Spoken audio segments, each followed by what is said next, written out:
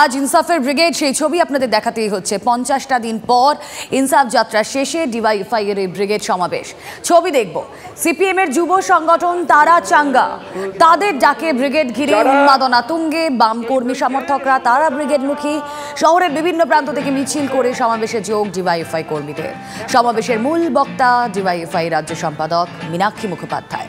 Vote কমতে কমতে মাত্র 5% ঠেকা সিপিএম এর কাছে এই সমাবেশ বড় চ্যালেঞ্জ। ছাত্র যুবদের সামনে রেখে দলকে চাঙ্গা করার ফর্মুলা কতটা কাজ দিচ্ছে তারও পরীক্ষায় মেগা সমাবেশ। লোকসভা ভোটের আগে এই ব্রিগেড কতটা অক্সিজেন যোগাবে বামেদের প্রশ্ন উঠছে। বঙ্গ রাজনীতির নজর আজ ইনসাফের ব্রিগেডে। বিভিন্ন মহলের বক্তব্য একবার শুনব।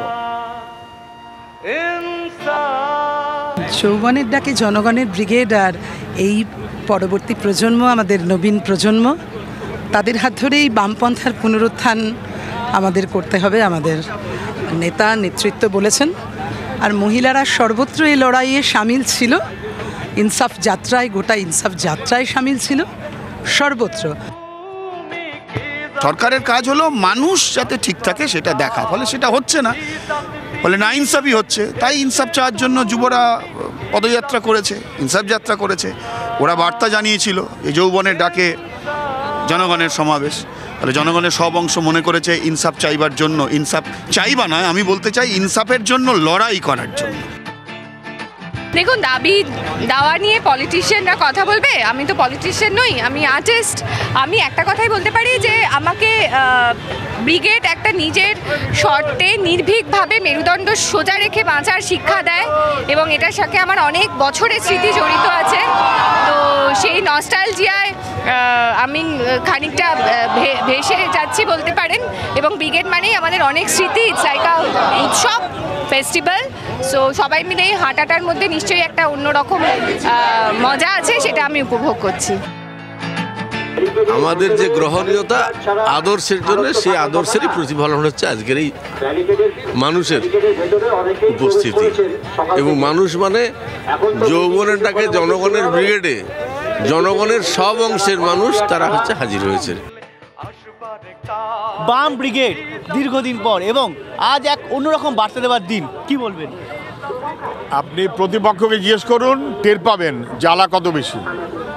ইনসাফ যাত্রা নিয়ে বাজার গরম করলো। ইনসাফ যাত্রা হচ্ছে আর ওদের সব মাথা খারাপ হয়ে গেছে।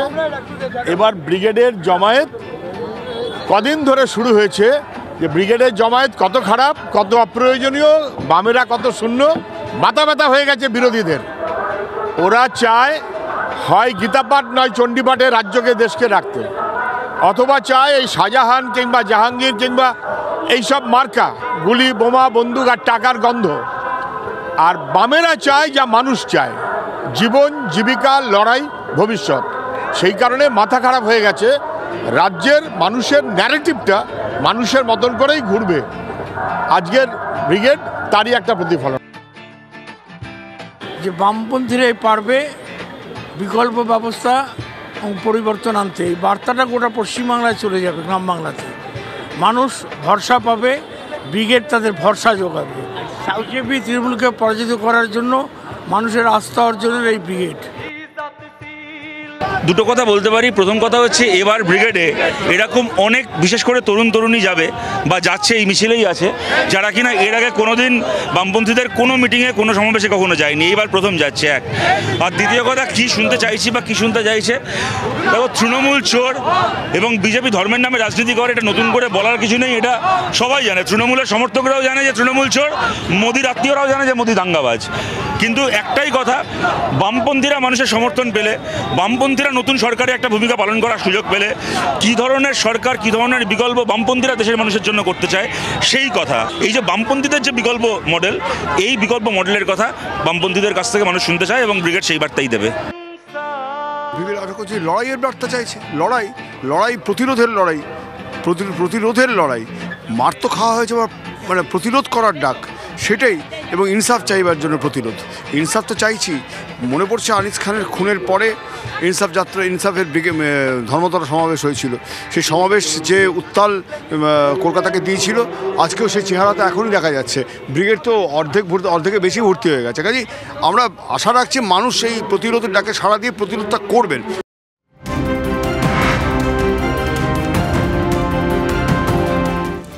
আমরা অবশ্যই ইনসাফের ব্রিগেডের সব খবর আপনাদের দেব। তবে ইডির ওপর হামলার 2 দিন পার হয়ে গেল।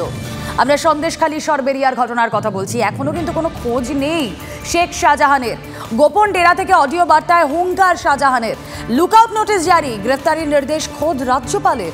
এরপরও পুলিশ কেন খোঁজ পাচ্ছে না শাহজাহানের? দেশেই লুকিয়ে নাকি সীমান্ত পেরিয়ে দেশ ছেড়েছে শাহজাহান? উঠছে একাধিক প্রশ্ন। কোথায় শেখ শাহজাহান? কোথায়? দাদাকে ফোনে যোগাযোগের চেষ্টা করেছেন ভাই, কথা হয়নি। TV9 Bangla exclusive. শাহজাহানের ভাই শেখ আলমগীর। নোটিশ জারি করতে পারত ইডি। তদন্তকারীদের উপর হামলার ঘটনার তদন্ত হোক, দাদা আইনি সহায়তা নিয়ে। এক্সক্লুসিভ প্রতিক্রিয়া পলাতক চোরবল নেতার ভাইয়ের, শুনুন। যে ঘটনাটা ঘটেছে, এই ঘটনাটা আমরা মনে করি খুবই দুঃখজনক।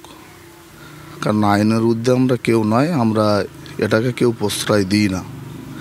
এখন আমরা গ্রামের মানুষ, আর লোককে অনেকে ভালোবাসে। সেই ভালোবাসার কারণে হয়তো একটা ঘটনা তারা ঘটিয়ে ফেলেছে। এর জন্য আমরা খুবই দুঃখিত। কারণ এই ঘটনাটা না ঘটলে ভালো হতো।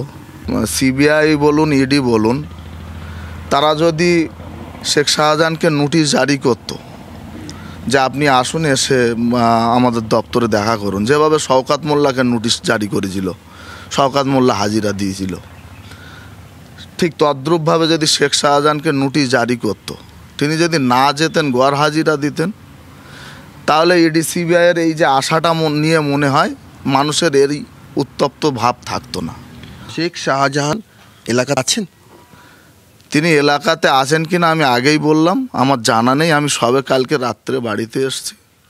আমি এখন খোঁজ নেব, যদি এলাকাতে থাকে তার সঙ্গে অবশ্যই সাক্ষাৎ করব। এখান থেকে গাড়ি ফেরার পরে সরবেরিয়াতে কারা গাড়ি ভাঙলো সেই ছবিটা কই? কারা ভাঙছে গাড়িটা, বা গাড়িগুলো কখন ভাঙলো সেই ছবি হবে কোথার থেকে? ছবি তো তুলতে দেয়নি সংবাদ মাধ্যমে, ক্যামেরা তো ভেঙে দিয়েছে মানে একদম টুকরো টুকরো করে দেয়। আমি বলছি যে ভাঙলো কারা, তারা কই? এই জিনিসটা নিয়ে একটা মানুষ ভাবছে এটা পূর্ব পরিকল্পিত, বা এটা অন্য কোনো দলীয় সাজেশ থাকতে পারে যে এটাকে শেখ শাহজাহানের ক্যারিয়ারটাকে নষ্ট করার জন্য বা অন্য কোনোভাবে তারা এটাকে একটা করতে পারে। কারণ সেই জিনিসটা নিশ্চয়ই প্রশাসন সহ সবাই তারা এই জিনিসটাকে পরিষ্কার করতে পারবে। দেখুন, আমরা এটা নিয়ে কিছু করতে পারবো না। ফোর্স যারা, তারা তো কেন্দ্র সরকারের। তারে যদি সে বাংলাদেশে পালিয়ে যায়, আমি ধরে নিলাম পালিয়ে যায় যদি, তাহলে এই সুযোগ তারা করে দেবে। অতএব এটা ভিত্তিহীন কথা। তাই দাদা এখন কোথায় আছেন? কি একদমই কিছু জানতে পারেননি? এলাকায় আছেন?